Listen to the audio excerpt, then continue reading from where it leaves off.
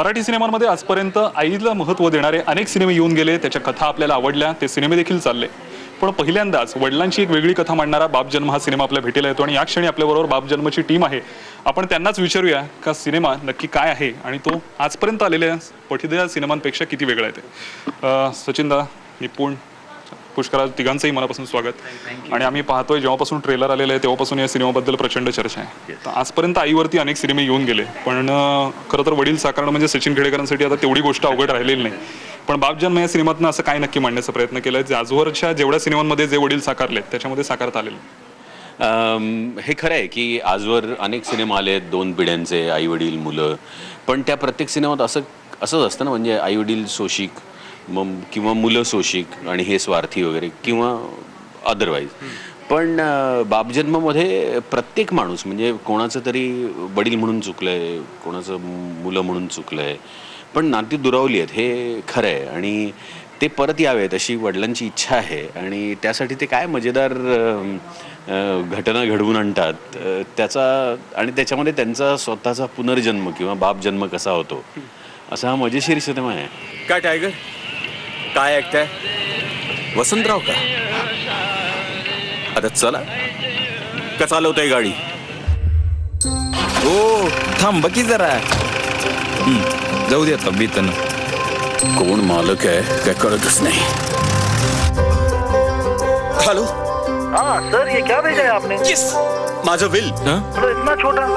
पर मुझे क्या लगा कि क्या विल जो होता है ना, मतलब वो बच्चों से in a way last communication होता है ना, तो मुझे लगा कि शायद थोड़ा ज्यादा इमोशनल कुछ बोलोगे आप. नाही, यही ठीक आहे. मजेशीर आम्हाला जरी वाटत असलं तरी एकंदर ट्रेलर पाहिलं तर त्याच्यामध्ये काहीतरी गूढ पण जाणवतंय की काहीतरी वेगळेपणा आहे जो आजपर्यंत म्हणजे वडील मुलांना मिळवण्यासाठी काय करतात हे आता लोकांच्या प्रत्येकांच्या प्रेक्षकांच्या देखील डोक्यात ती चक्र फिरायला लागली की नक्की काय असेल. तर काय तुम्ही हिंट देऊ शकाल की किती ते काय इंटरेस्टिंग अशी गोष्ट केलेली जी आजपर्यंत कुठल्या बापाने केलेली नाही पुरात मुलांना मिळवणं? मला आता ह्याची गंमत वाटते की ट्रेलरचा जो उद्देश होता तो पूर्ण झालाय असं तुझ्या प्रश्नांवर लक्षात येईल. पण सिनेमाबद्दल खरं निपुण जास्त चांगलं सांगेल की त्यातनं काय गूढ आहे आणि खरंच काही गूढ आहे का काय आहे? आहे थोडंसं गूढ आहे, पण ते आत्ताच सांगण्यात काय मजा आहे. मग ते गूढ आहे नक्कीच, फक्त ते आत्ता सांगण्यात काय मजा आहे. मग ते चित्रपटातलंच राहू दे आणि चित्रपट बघितल्यावरती कळेलच काय सगळ्याचा ज्याचा उलगडा व्हायचा तो तेव्हा होईलच. आणि बाकी गूढ हे इमोशनल आहे जसं तू म्हटलंस ट्रेलरमध्ये दिसतं तसंच बऱ्यापैकी त्याच्यात लाईट मोमेंट्स पण आहेत. कॉमेडी आपण जे म्हणतो लाईट कॉमेडी मोमेंट्स पण बऱ्यापैकी आहेत. अंगविक्षेपाचे नाही आहेत पण प्रसंगामुळे घडणारे किंवा सटल आपण जे विनोद म्हणतो तसे पुष्कळ आहेत. आणि हा त्याला कारणीभूत आहे हे ते चांगले लाईट मोमेंट्स येण्याच्या दृष्टीसाठी.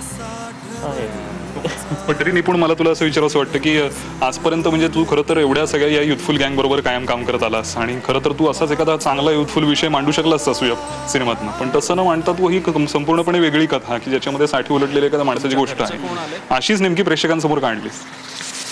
ते पण खरं चित्रपट बघितल्यावर कळेल की हे यूथ पण चांगल्या पद्धतीने ॲक्सेप्ट करू शकेल अशी ती कथा आहे. म्हणजे तो साठी उलटलेला जरी असला तरी आपण त्याचं रुटीन जरी पाहिलं तरी त्याच्यामध्ये असे अनेक एलिमेंट्स आहेत की जे यंग लोक कनेक्ट करू शकतील. म्हणजे 5:30ला उठणं कदाचित नसेल पण आयपॉडवर ऐकणं, फिटनेसबद्दल एक काहीतरी वाटणं त्याच्याबद्दल किंवा तो एक डिसिप्लिन पाळणं त्याचा किंवा एकंदरीत एक्सबॉक्सवर खेळणं किंवा त्याच्याकडे आपण पाहिलं जसं ॲपलचा लॅपटॉप आहे, ॲपलचा तो फोन वापरतो. त्यामुळे तो जरी वयाने मोठा असला तरी जरा काहीतरी त्याच्यामध्ये आहे की जे खरं तर तो वयाने लहानच आहे. त्यामुळे डेफिनेटली मला वाटते की यंग लोक एस्पेशली कनेक्ट करू शकतील. मग कथा जरी बापाची असली तरी त्यातल्या आपण मुलांचा फॅक्टर आपण काढू नाही शकणार आणि ती मुलं यंगच आहेत. त्यामुळे यंग मुलं आपल्या आईवडिलांकडे पुन्हा एकदा बघू शकतील नव्या नजरेने कदाचित. श्वासांना साठवणीचा छंद अजूनही पाचोळ्याला आठवणींचा गंध. तुमच्या घरचं कोण आलंय? बायको 4 वर्षापूर्वीच गेली. एक मुलगा एक मुलगी, पण ते पुण्यात राहत नाही. बरं, मला असं एक प्रश्न तुला विचारायचा आहे. खरं तर मित्र एवढा छान डिरेक्ट करतो पहिला सिनेमा, आणि त्याच्यामध्ये तुला खरं तर खरं तर पुष्कराज चिरपुटकर यांचे फार जबरदस्त ग्रँड असं लॉन्च सुद्धा होऊ शकलं असतं, कडक असा डेब्यू होऊ शकला असता. तो न करता डायरेक्ट नोकराची भूमिका दिली आणि तू करायला तयार झालास, का बरं? मला हा प्रश्न विचारायला खूप आवडतो. चहा आणू का? का ग्रीन टी करू? आणि मला चहा प्यायला आणि लोकांना चहा पाजायला खूप आवडतं. तर ते एक कारण. आणि अपार्ट फ्रॉम दॅट असं हे करिअरच्या सुरुवातीला शाहरुखच्या बाबतीत पण झालं होतं. त्याला सेम निगेटिव्ह रोल का केला असं विचारलं तर मी थोडासा बदल केलाय. मी अगदी निगेटिव्ह न करता मी नोकराची भूमिका करतो. आणि मला असं वाटतं म्हणजे हा प्रश्न असा निर्माण होतो हेच मला फार इंटरेस्टिंग वाटतं. म्हणजे एवढं काय तुझी फॅन फॉलोइंग जबरदस्त आहे, फिमेल फॉलोइंग तर प्रचंड आहे दिल दोस्ती दोबारानंतर. पण कदाचित त्याच्यानंतर नोकरांचं पण फॅन फॉलोइंग वाढेल. घरी काम करणारे लोक सुद्धा एकदम. आणि ऑल्सो मला असं वाटतं की ते माणूस हा ती भूमिका ते काय लिहिले ते जास्त महत्वाचं नाही. कधी कधी असं आहे ना की एखादा रोल असा एकदम श्रीमंत माणसाचा पण त्याच्यात काहीच मॅटरच नाहीये बाबा, तर असं करायचं का मी चांगलं लिहिलेली नोकराची भूमिका करायची. तर मला नेहमी वाटतं की ते चांगलं एवढं लिहिलेलं माझ्या वाटायला आलंय. निपुण बरोबर काम करण्यासाठी मी किती वर्ष वाट बघितलेली आहे. तर सायकल एकांकिका जेव्हापासून त्यांनी केली तुम्हाला माहिती असेल तेव्हापासून मी निपुण आणि आम्हीचा खूप मोठा फॅन आहे.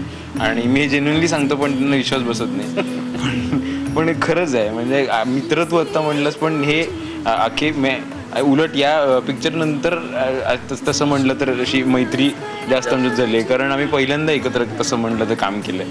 सो एवढं. बरं सचिन दादा, मला प्रश्न असा विचारायचा की आता एवढ्या अनेक दिग्गजांसोबत तू काम केलंस, म्हणजे असं कोणी असं राहिलं नाही इंडस्ट्री की ज्याच्याबरोबर सचिन खेडेकरने काम केलेलं नाही. त्या मनाने हे पुण्यातून आलेला हा ग्रुप तसा तुलनात्मकरित्या खूपच नवा आहे. आणि ते जेव्हा असं एखादा विषय तुझ्यापर्यंत घेऊन आले तर काय नक्की कारण होते? तुला सुरुवातीला काय गोष्टी तू पाहिल्यास की ज्याच्यानंतर हा सिनेमा तू हो म्हणालास करायला? सगळ्यात मला आवडलेली गोष्ट म्हणजे स्क्रिप्ट. म्हणजे ज्या नवीन अप्रोचनी निपुणनी बघितले आहे त्या नात्याकडे, किंवा वडील आणि ते कशात आहेत आणि ते कशामुळे ओळखले जातात, किंवा मुलं आता लांब गेली आहेत म्हणजे काय झालं आहे, त्यांच्यामध्ये काय घडलं होतं, हे इतक्या छोट्या छोट्या प्रसंगांमधनं इतक्या प्रभावीरित्या त्यांनी लिहिलं होतं की त्याचा जो घटनाक्रम होता किंवा ती जी मांडणी होती ती पूर्णपणे नवीन आहे. आणि ते खरं सगळ्यात मोठं अट्रॅक्शन होतं. बाकी तरुण दिग्दर्शक ही मोठी गंमत होतीच. याचं कारण मला असं खूप हल्ली असं वाटतं की माझ्या कामामध्ये एक जर नवीनपणा काही यायचा असेल तर कोणीतरी नवीन लिहावं लागेल, कोणीतरी मला वेगळं पाहावं लागेल. आणि ते खरं निपुणने पाहिलं म्हणून तो सिनेमा करावा असा वाटला. पण तरी देखील निपुणबद्दल तू आधी ऐकलं असशील, अनेकांकडून ऐकलं असशील. त्यातही म्हणजे पुण्यातल्या अगदी म्हणजे फोर्ब्सच्या यादीपासून ते पुण्यातल्या कुठल्याही पानाच्या गादीपर्यंत ज्यांच्या नावाची चर्चा आहे ते असे निपुण धर्माधिकारी पिक्चर करतायत. तर त्यामुळे तू ऐकलं होतंस का की बाबा कसा आहे मुलगा, काय आहे आणि कशा पद्धतीने? म्हणजे मला त्याचं काम ठाऊक होतं. म्हणजे अर्थात त्याच्याबद्दल मला फार कमी माहिती होती पर्सनली. पण मी अगदी लूज कंट्रोलपासून ते आत्ता अमर फोटो स्टुडिओपर्यंत किंवा नाटक कंपनी आणि त्यांची नाटकं आणि यांच्याबद्दल ऐकून होतो, काम केलेली माणसं. बरं, दुसरी एक महत्त्वाची गोष्ट असते की आपल्याकडे असंही असतं की एखादी काहीतरी चमकदार कल्पना निघते, मग प्रवास थांबतो, मग काहीतरी वेगळंच, मग मी इथे गेलो तिथे गेलो, मग ते सुटलं, मग मी परत आलो, असं नाही आहे. तर ह्यांनी पुण्यात पुष्कराज, हे अमेय, ह्या सगळ्यांनी त्या कामातलं सातत्य ठेवलं आहे. म्हणजे एकानंतर एक माध्यमांतर केलं आहे. म्हणजे नाटक ते टेलिव्हिजन टू वेब. तर त्यामुळे मला त्यांचं खरं कौतुक वाटतं. म्हणजे मी जेव्हा त्या वयात होतो तेव्हा इतकी संधी उपलब्ध नव्हती. आणि संधी उपलब्ध नव्हती, मर्यादित स्कोप असायचा. पण आता तसं नाही आहे. पण इतकी सगळी माध्यमं वाढली तरी त्यात नवीन लिखाण, नवीन प्रयोग करत राहणं हा एक खूप मोठा निपुणचा फॅक्टर आहे.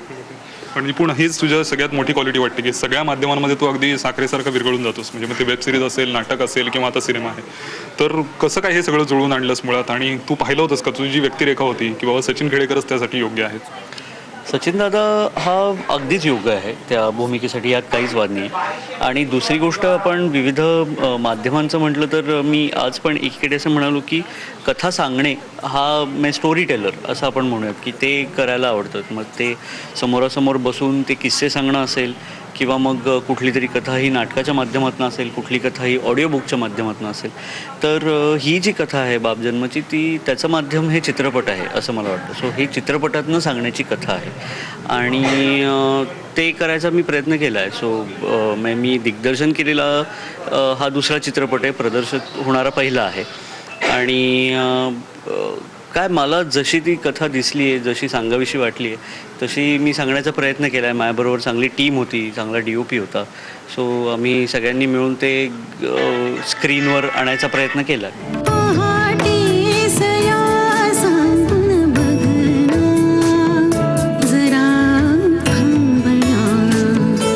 तुला कसं वाटतं मुळात आता सचिन खेडेकर म्हणजे एक नावापुढे ऑरा असतो की यार एवढे सिनेमे केले, काकस्पर्श ज्यांनी केला किंवा शिवाजीराजे भोसले ज्यांनी केला, ह्यांच्याबरोबर तू आता पहिल्यांदा जेव्हा काम करायचं कसं वाटलं तुला एकंदर आणि एन्जॉय केलंस का त्यांच्याबरोबरचा वर्क एक्सपिरियन्स तुझा? येस, मी मला त्यांच्याबरोबर उभं राहताना पण एवढं कम्फर्टेबल वाटतं, हेच त्यांचं सगळ्यात जास्त मोठं क्रेडिट आहे आय थिंक. कारण असं कुठलंच दडपण पहिल्या शॉटपासून ते आत्तापर्यंत म्हणजे आता जी जर्नी आहे त्याच्यामध्येपर्यंत काहीच येऊ दिलं नाही. आणि ते दडपण निपुणवर पण नाही आहे हे पण मी बघत होतो. दॅट इज क्रेडिटेबल, कारण that is the biggest quality. त्यामुळे मला फारच ॲब्सोल्युटली मजा आली. आणि मगाशी तू जो प्रश्न विचारलास ना की तू युथफुल लोकांबरोबर काम केलं, तेव्हा मला असं वाटलं की तू सचिन दादाला युथफुल नाही असं म्हणतोस की काय, पण तू त्यावर मी तुझ्याशी भांडणारच होतो.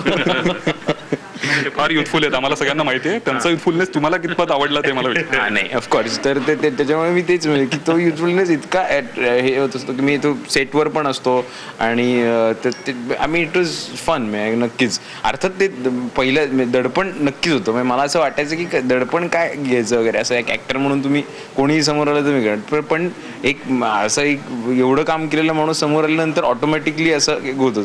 पण ते करत असताना तो माणूस म्हणून जाणवू न देणं ही फार मजेशीर त्यातली क्वालिटी आहे. So that is I think. So मला खूप फारच मजा आली. म्हणजे मला त्याच्यापेक्षा जास्त दडपण खरं तर जे टायगर ना असं कॅरेक्टर आहे ना, मी तुला विचारणार होतो त्या कुत्र्याबरोबर तुझे बरेच सीन आहेत. हो, तर त्याच्यावर होतं. कारण मी जेव्हा स्क्रिप्ट वाचली तेव्हा हा प्रश्न परतच झाला होता की नोकराचा रोल मी करशील वगैरे असे काहीतरी प्रश्न होतेच माझ्या डोक्यात त्याचा आणि विचारताना, आणि ते सगळंच चालू होतं. पण मी स्क्रिप्ट वाचलं मी सगळं व्यवस्थित छान रिॲक्ट होत होतो. मी हसत होतो, मला असं जिथे वाईट वाटायला होतं तिथे वाईट वाटत होतं आणि जेन्युइनली हे सगळ्या गोष्टी होत होत्या. तर सगळं झाल्यानंतर पहिला प्रश्न माझा असा होता की टायगरचं रोल कोण करतंय. कारण मला मुळात कुत्र्यांची खूप भीती वाटते आणि नेमकं काय माहिती त्या फिल्म नंतर मी सगळं कुत्र्यांबरोबरच मी म्हणजे असे लिटरली कुत्रे असं मी कोणाला कुत्रा नाही म्हणत, पण लिटरली मी कुत्र्यांबरोबर मला फारच संबंध आला. तर मला त्याची भीती होती की एखादा एकदम डेंजर जर्मन शेफर्ड किंवा रॉटवायलर कुत्रा येतो की काय समोर, पण ते कुत्रं कोऑपरेटिव्ह म्हणजे पण फ्रेंडली होतं. दिवाणी दिधली लोचनी तुला पाहण्या,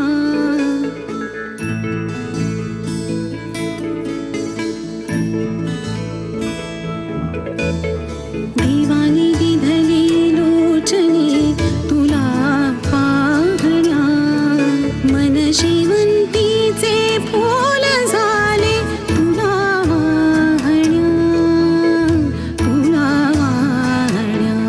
एक मोठा फॅक्टर जो बापजन्माच्या निमित्ताने आम्हाला बघायला मिळतो तो म्हणजे ह्याचं संगीत, जे फारच उत्कृष्ट झालेलं आहे. म्हणजे पहिलं जे गाणं आलं आणि त्याच गाण्याला एवढे फेसबुक यूट्यूबवरती एवढे लाईक्स मिळाले, हे मिळालं आणि ते खूप वेगळं वाटतं आजपर्यंत आलेल्या संगीतापेक्षा. ते खूपच गाणं गाजलं. त्याबद्दल तुला काय वाटतं? मुळात एक वेगळं रिफ्रेशिंग म्युझिक या निमित्ताने ऐकायला मिळेल का? ते खरं त्यांची भास्करपणची आठवण आहे ती. त्यांच्या बायकोनी गायलेलं गाणं ते आता आम्ही असं धरले की ते 1980 81 साल वगैरे. तर त्याला जो एक जुन्याचा एक जो ते शब्द आणि ती चाल ते गंधारनी फार अप्रतिम केलं गाणं. आणि आता ते इतकं सोशल मीडियावर सगळीकडे आहे. मी हल्ली आता 1-2 जणांना फोन केले तर त्याची कॉलर ट्यून होती, म्हणजे म्हणजे ते गाणं इतकं पसरलं आहे. आणि मला ह्याची गंमत वाटते. म्हणजे मला नेहमीच असं वाटत झालं की आपल्या सिनेमातली गाणी लोकांपर्यंत पोचायला हवीत. म्हणजे आपण गाण्यात ॲक्टिंग केली नसली तरी काय झालं की गाणं आपल्या सिनेमात पाहिजे चांगलं. ती इच्छा या सिनेमाच्या निमित्तानं नक्की पूर्ण झाली आहे. ओके, बरं, गंधार बरोबर तुझं पण एक इतक्या वर्षांचं रिलेशन आणि अशा वेळेस हे जे गाणं विशेष करून जे गाजतंय ते सुरुवातीला दीपा माटे म्हणाली होती की मला गायचं नाही आहे आणि तुझं एकतर वसंतरावांची गाणी तुला प्रचंड आवडतात हे आम्हाला माहिती आहे. अशा वेळेस ते कसं सगळं जुळून आणलंच ते आम्हाला जास्त ऐकायला आवडलं. गंधार आणि मी जेव्हापासून काही ना काहीतरी कशाचं दिग्दर्शन करतो तेव्हापासून एक माणूस माझ्याबरोबर कॉन्स्टंट आहे, तो म्हणजे गंधार. मी कुठल्याही माध्यमात काहीही काम केलं तरी त्याचं संगीत गंधारच देतो. सो ते मला या इंटरव्ह्यूजच्या सत्रादरम्यान हे जाणवलं की खरंच 12 वर्ष मी जर एका माणसाबरोबर काम करत असेल तर ते तो आहे.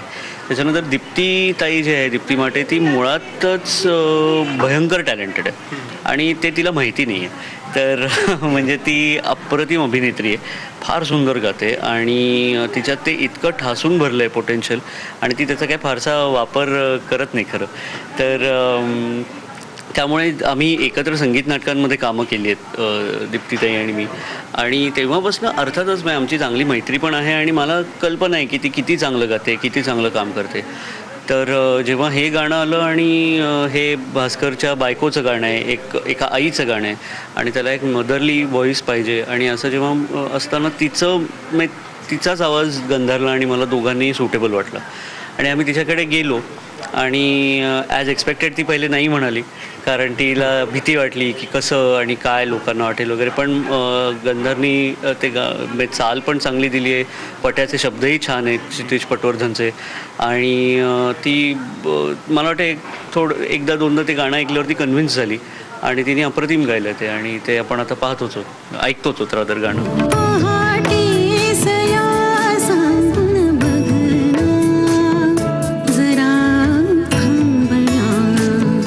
तुला कसे म्हणजे आता तुझा जो एकंदर फ्रेंड सर्कल आहे किंवा आतापर्यंत ज्यांनी हे गाणं ऐकलं किंवा नवं जे गाणं आत्ता 2 दिवसापूर्वीच दुसरं पण हे आलेलं, तर कसे रिस्पॉन्स तुला मिळतात त्या गाण्याबद्दल? सगळ्यात मला हे अजिबातच माहिती नव्हतं, कारण मी सचिनचं म्हटलं असं की आपल्या पिक्चरमध्ये भारी गाणं असावं, हे फिलिंग खूप भारी आहे. हे मला या पिक्चरमध्ये गाणं असल्यानंतर आलं. मी गंधार आणि निपुणला दोघांना फोन करून सांगितलं की मला खूप भारी फॉर्च्युनेट वाटतंय की मी या पिक्चरचं पार्ट आहे आणि हे गाणं सुद्धा या पिक्चरचं पार्ट आहे.